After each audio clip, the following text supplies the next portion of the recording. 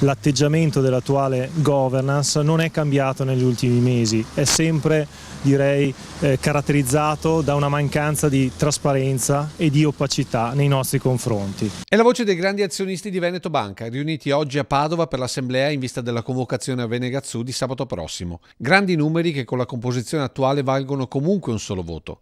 Grandi investimenti pronti a rilanciare se ci saranno la SPA, l'aumento di capitale, la quotazione in borsa e l'addio del presidente Bolla. Se ci sarà un nuovo CDA, quindi una governance completamente diversa, un piano industriale credibile a cui noi già ci stiamo lavorando e quindi riusciamo, questo malato che ha 42 di febbre, riusciamo a guarirlo, a dargli nuova vita, allora riteniamo che il nostro nocciolo duro, e non solo il nocciolo duro ma anche altre entità finanziarie che si stanno avvicinando alla nostra associazione, siamo favorevoli all'aumento e parteciperemo anche noi a questo nuovo aumento di capitale. Diversamente anche per i grandi azionisti non c'è scampo per Veneto Banca. Se vincesse il no, secondo noi faremo un'unica cosa, quella di prendere in ostaggio un malato allo stato terminale, e l'unica conseguenza che vediamo è quello di ucciderlo.